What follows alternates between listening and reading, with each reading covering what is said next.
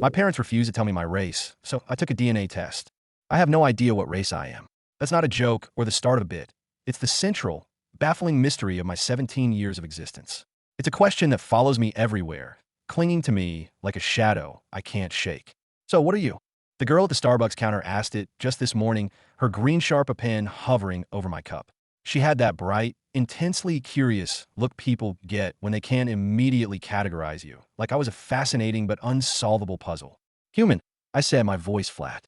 It's my standard, tired response because this happens literally every single day. She let out a little laugh, a puff of air. No, but like, what are you? She pressed, leaning forward conspiratorially. Indian? Latino? Middle Eastern? You look kind of like everything. I honestly don't know, I said, and the smile on her face froze, then melted into confusion as she realized I wasn't joking. I wasn't. I was 17 years old, a senior in high school applying to colleges, and I had absolutely no idea what race or ethnicity I was because my parents, for reasons I couldn't fathom, refused to tell me. At dinner that night, surrounded by the aggressively neutral decor of our suburban home, I decided to try again. It was a weekly ritual at this point, my own personal crusade for a basic piece of information. Mom, seriously, what ethnicity are we? I asked as she passed the salad bowl. We're American, she said, her voice breezy and final, as if that answered everything. But what were we before that? I pressed, trying to keep the frustration out of my voice. Before that, we were younger, my dad chimed in from the head of the table, not looking up from his plate. They both chuckled, sharing a look, a private joke at my expense. It was their go-to move, a deflection team tactic they had perfected over the years. I'm serious, I said, setting my fork down. People ask me all the time. At school, at work, at Starbucks. And I have nothing to tell them. It's embarrassing. Then tell them you're from Earth, my mom said with a serene smile. Third planet from the sun. That should cover it. Their refusal was so complete, so bizarrely cheerful, it felt like I was living in some kind of strange sitcom. I tried going over their heads. A few days later, I called my grandmother, my mom's mom, hoping she'd be the weak link in this chain of secrecy. Grandma, what's our heritage? I asked, trying to sound casual. Oh, sweetie, we're from Ohio, she said, her voice crackling over the phone. No, I mean like our ancestry. Where did our family come from before that? My ancestors are from Ohio, too, she said, her tone becoming a little clipped. Okay, but what about before Ohio? I pleaded, sensing I was losing her. Before Ohio, there was nothing, she said, and the line went dead. She had hung up on me. My own grandmother. I started a covert operation, going through every family photo album in the house, searching for clues. I was looking for anything, traditional clothing, cultural celebrations, even a specific type of food that might give me a hint. But every single photograph was aggressively, almost comically, neutral. There were endless pictures of backyard barbecues with hamburgers and hot dogs. Christmas with a generic, non-denominational looking tree. 4th of July with American flags. There was nothing that could be remotely described as ethnic anywhere. It was like looking at the stock photos that come with a picture frame. My desperation grew. I tried to trick my mom while she was distracted, neck deep in a pile of receipts and tax forms. Hey mom, quick question. What should I put for race on this college application? What are the options? She asked, her eyes not leaving the calculator. I read them off the screen. White, black or African American, Asian, Hispanic or Latino, Native American or Alaska Native, Native Hawaiian or other Pacific Islander. Put yes, she said. That's not an option, Mom, I said, baffled. Then put no, she replied, and that was the end of that. I took to the internet, Googling our last name, trying to find its origin. The results were useless. One website said the name was of French origin. Another claimed it was Vietnamese. A third suggested it was Nigerian. One particularly unhelpful genealogy forum said the name was likely made up entirely. One site said it meant bread maker, and another said it meant son of the mountain. It was a dead end. My quest for identity turned me into a sort of amateur anthropologist at school. I asked my Spanish teacher, Mrs. Garcia, if I looked Hispanic. She squinted at me and said, maybe, you could be. I asked the Mandarin teacher, Mr. Chun, if I looked Chinese. He gave me a thoughtful look and said, possibly. There is a resemblance in the eyes. I even asked my French teacher if I looked French, and she just laughed and said, everyone looked a little French if you squint hard enough. Finally, I decided to take matters into my own hands. I saved up money from my part-time job bagging groceries and secretly bought a DNA test kit online. When the brightly colored box arrived, my parents were waiting for me in the living room. They weren't sitting on the couch. They were standing, positioned like they were about to stage an intervention. We can't let you do that, my dad said, his voice unusually serious. Why? I asked, clutching the box to my chest. It's my DNA. Those companies, they sell your data, my mom said, her arms crossed. It was the flimsiest excuse I'd ever heard. I don't care about my data, I shot back. I care about knowing who I am. You will care when you're older, my dad said, stepping forward and gently but firmly taking the kit from my hands. Trust us on this. It's for your own good. I was furious, but I wasn't defeated. I had my best friend, Jeremy, order another kit and have it sent to his house. But when I went to pick it up a week later, his mom met me at the door with a pained, apologetic look on her face.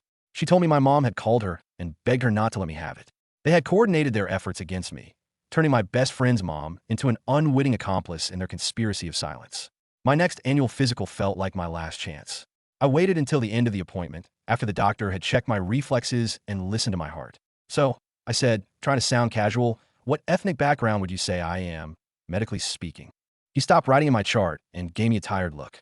That's not really a medical question, son. But certain races have certain health risks, right? I countered, having Googled a few to prepare. Should I be worried about sickle cell? Daisa. He sighed and put down his pen. Your parents said you might ask about this, he said, his voice low. I'm not supposed to discuss it with you. You're my doctor, I said, my voice rising in disbelief. I'm the family doctor, he corrected me, and the distinction was a door slamming in my face. I got desperate. I went to the public library and started digging into genealogy records, using the free access to ancestry websites. I searched for hours, tracing family lines for everyone with my last name, going all the way back to the 1800s. But when I got to my parents' generation, everything just stopped. There were no birth records for them, no marriage license, nothing. That's odd, the librarian said, peering over my shoulder. She had been helping me navigate the databases. It's like your family just appeared out of nowhere in 1999. That's 3 years before I was born, I said, my heart starting to pound. Maybe they changed their names, she suggested. I spent another hour searching for name change records, but found nothing. Then I noticed something strange. I had to go to the bathroom, and when I came back, the scrap of paper where the librarian had written down my parents' names to help with the search was gone from her desk. When I asked her about it, she acted like she'd never seen me before. I was just here, I insisted. You were helping me with genealogy. I don't know what you're talking about, she said, her eyes refusing to meet mine. The library is closing soon. It was 2 in the afternoon. The library didn't close until 8. That night, I snuck into my dad's home office, my heart hammering against my ribs. I was looking for any official documents, anything that might list race or ethnicity. I found my own birth certificate in a file cabinet. But where it should have listed my parents' race, someone had covered the boxes with whiteout. Actual, physical whiteout on an official government document. When I held the certificate up to the light of the desk lamp, I could just barely make out the shape of typed words underneath the chalky film, but I couldn't read them. What are you doing? I jumped, dropping the certificate. My dad was standing in the doorway, his face a mask of disappointment. Looking for answers, I said, my voice shaking. You won't find them there, he said, walking over and gently taking the document from my hands. Then where? I pleaded, the frustration of 17 years boiling over. When you're 18, he said, his voice softening slightly. We promise. We'll tell you everything when you're 18. That's in 6 months. Then wait 6 months, he said. But I couldn't wait. I knew now, with a certainty that chilled me to the bone, that something very, very weird was going on. This wasn't just a quirky family secret anymore. This was a cover-up. So I devised one last desperate plan. I convinced the school nurse to take a cheek swab from me, claiming it was for a biology project on genetic traits. I mailed the sample to a different DNA company myself, using a prepaid debit card I'd bought with cash. And I had the results sent to Jeremy's email, the one account I knew my parents couldn't possibly access. 6 excruciatingly long weeks later, Jeremy called me. His voice was tense. The results are in. I went to his house after school, my stomach in knots. My parents thought I was at soccer practice. They had no idea I was about to finally find out the truth they had been hiding from me my entire life. We sat at his computer in his bedroom, the screen glowing in the dim light. Ready? Jeremy asked, his finger hovering over the mouse. Click it, I said, my voice barely a whisper. The results page loaded, and Jeremy's face went completely, ghostly white. I leaned in to look at the screen, and I couldn't understand what I was seeing. It didn't make any sense. The screen showed a list of DNA relatives, and at the top, under the heading Close Family, were 43 people listed as half-sibling. 43. Below, there was the ethnicity breakdown, and it looked like someone had thrown every possible ancestry into a blender. West African, 18%. Eastern European, 22%. South Asian, 15%. Indigenous American, 12%. Middle Eastern, 20%. And a dozen other smaller percentages that all added up to me being basically everything at once. My hand started shaking so badly that I had to put the laptop down on Jeremy's desk before I dropped it. This explained it. This explained why nobody could ever figure out what I looked like. But now I had 1,000 new questions and still zero real answers. Jeremy leaned over my shoulder, his breath catching when he saw the list of matches. He made a low, whistling sound. He pointed a trembling finger at the number 43. "Dude, that can't be normal," he whispered. "People don't just have that many half-siblings." My mind finally kicked into gear. I grabbed my phone and started taking screenshots of everything, a frantic, paranoid energy surging through me. I had to document this before the page could disappear, before my parents could somehow find out and make it all vanish, just like they did with everything else. I saved the ethnicity breakdown. I saved the endless, scrolling list of matches. I saved the donor number that was apparently assigned to my genetic material. Donor 4472. That was what I was called before I was a person with a name. Jeremy watched me screenshot for a solid 5 minutes without saying a word. I spent the rest of that afternoon on Jeremy's bed, my world completely tilted on its axis, scrolling through the profiles of my newfound half-siblings on his laptop. Most of them were between 15 and 25 years old, scattered across 12 different states.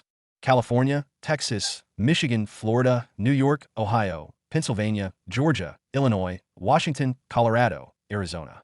It was a map of my own DNA spread across the country. Some of them had posted on a public message board on the DNA company's website, a forum for people looking to connect with relatives. I saw threads with titles like, "Anyone else match with donor 4472?" and "Looking for 4,472 siblings," and 4472 group chat link here. I clicked on a group chat link, but you need an account to see it, so I quickly made one using a fake email address and a generic username. The anonymity felt like a shield. That night at dinner, I could barely choke down my food. Every time I looked at my parents, all I could think about was the list of 43 strangers who shared half of my DNA. The chicken tasted like cardboard. My mom passed me a roll and asked if I was feeling okay, that I seemed quiet. I said I was fine, just stressed about college applications. My dad asked if I needed any help with my essay, and I just shook my head, unable to trust my own voice. My mom reached across the table and squeezed my hand, a gesture she always made when she thought I was upset. I had to resist the powerful, visceral urge to pull my hand away because all I could think about was how she had been lying to me, with that same gentle hand, for 17 years. I went to bed early, telling them I had a headache. I lay awake in the dark until 2 in the morning, the screen of my phone casting a pale blue light on my face as I read through the message boards where my half-siblings had been connecting for years. They shared photos in some of the threads, and it was the strangest, most unnerving experience of my life. I could see pieces of my own face scattered across a dozen different strangers. A guy in California had my nose exactly. A girl in Texas had my eye shape, the same way my eyebrows curved. A kid in Michigan had my chin and my jawline. It was like looking at a cubist painting of myself, broken up and reassembled in different combinations on all these other people. Some of them looked more distinctly like one ethnicity than others, but we all had these same recurring features. We were a tribe of strangers, bound together by a man we'd never met. The next morning at school, Jeremy pulled me aside before first period, his face serious. He told me something that made the hairs on my arms stand up. He said he'd remembered that his mom used to work at a fertility clinic about 15 years ago, before he was born. She was just a volunteer, helping out with filing and office work, but she'd mentioned it once when they were talking about medical stuff. The coincidence felt too big, too specific, to ignore. I asked him which clinic, but he didn't remember the name. He said he could try to find out if I wanted him to. That afternoon, during my study hall period, I logged back into the DNA website and sent a message to one of the half-siblings through their platform.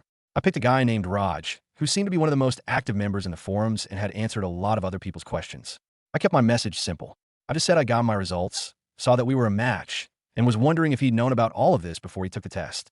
I hit send before I could overthink it, and then spent the rest of the hour refreshing my email, waiting for a response that didn't come. My parents must have sensed that something was going on because they were extra attentive and watchful at dinner that night. My dad asked a barrage of detailed questions about my day, what classes I had, what we learned, how soccer practice went. My mom kept asking about my college essay and whether I'd finished my applications yet. It felt less like concern and more like an interrogation. Then my dad mentioned, for what felt like the 100th time, that they would tell me everything when I turned 18 in March. "Just a few more months," he said, trying for a reassuring smile. "We promise, it will all make sense then." I just nodded and said, "Okay," even though I already knew way more than they could possibly imagine. I had a meeting with my guidance counselor, Becca Whitehead, the next week to work on my college applications. She'd been bugging me for weeks to finish the Common App. We sat in her cluttered office, going through each section, and when we got to the demographics part, she asked how I wanted to identify racially. I just stared at the checkboxes on her computer screen. White, Black, Asian, Hispanic, Native American. Pacific Islander. My throat got tight, and I couldn't make myself pick one. Becca noticed I'd gone quiet and asked if I was okay. In a moment of weakness, I just told her. I said I honestly didn't know what to check because my parents wouldn't tell me our background. She got this very careful, professional look on her face, the kind adults get when they think something might be seriously wrong at home. She asked if this situation was causing me distress, and I almost let out a bitter laugh because distress didn't even begin to cover 17 years of having no answer to the most basic question about myself. After I left her office, I went to my locker before soccer practice. Jeremy was waiting for me by the water fountain near the gym, like he always was on Tuesdays. I walked over and asked if I could talk to him about something important. We moved to an empty stairwell by the science labs. I brought up his mom and the fertility clinic again, asking if he could please try to find out which one it was, or if she remembered anything at all about donors or sealed records. Jeremy's face changed immediately. He took a step back and shook his head. He said his mom had been getting weird, persistent phone calls from my mom for the past week, and she was really uncomfortable with the whole situation. I felt my chest get tight with a new kind of anger. What kind of calls? I asked. He said my mom kept asking his mom not to talk to me about the clinic, not to help me with anything related to it. She was trying to recruit her for the cover-up. I couldn't believe they were coordinating behind my back again, trying to isolate me. I told Jeremy that I just needed information, that his mom might be the only person who could help me. He just shook his head again. He said he didn't want to be in the middle of this anymore, that it was making things weird and tense between our families. I snapped at him then, telling him he was already in the middle of it by letting me use his email for the DNA test. He said that was different, and that he was starting to regret getting involved at all. We just stood there, staring at each other in the dim light of the stairwell, and I could feel the easy friendship we'd had for years getting tense and wrong. He walked away first, and I didn't try to stop him. We didn't talk at all the next day at school. We didn't talk the day after that, either. 3 days after I'd sent that message to Raj, I got a notification on my phone during math class. I waited until lunch to check it, hiding in a bathroom stall where nobody could see my screen. Raj had written back. He said, yeah, he found out about everything 2 years ago when he turned 18 and his parents finally gave him access to his records. He said our donor was used a lot, way more than was considered ethical. He said there was a private group of half-siblings if I wanted to join, a place where they share medical information and try to figure out who else was out there. He included a link to a private forum. I clicked it right away. The forum was much more active than the public message boards. I scrolled through thread after thread, my heart pounding. The first thing I noticed was a pinned post at the top of the page. It said there were actually 62 confirmed half-siblings in the group. That was way more than the 43 who had shown up on my DNA match list. Some people had never taken a DNA test, or they'd used different companies that didn't share data. Everyone in the group referred to our biological father not by a name, but by his number. Donor 4,472. I found a health concerns thread and started reading. My hand was shaking so much I almost dropped my phone. Multiple people in the group reported having heart problems. One person wrote about experiencing arrhythmia that started when they were 19. Another person, a woman in her early 20s, described something called hypertrophic cardiomyopathy that had required surgery when she was 23. I had to Google what that word meant, and when I read that it was a disease of the heart muscle where it becomes abnormally thick, I felt sick to my stomach. Several other people mentioned autoimmune disorders, and there was a long discussion in the comments about whether these were just tragic coincidences or if they were inherited risks we all needed to know about. Someone pointed out that nobody had been able to contact the donor directly to ask about his medical history because the clinic had been shut down years ago and all the records were sealed. I kept reading until the bell rang for my next class. I was late. That afternoon, I sat in my car in the school parking lot and called my family doctor's office. The receptionist answered, and I asked to make an appointment for a heart screening.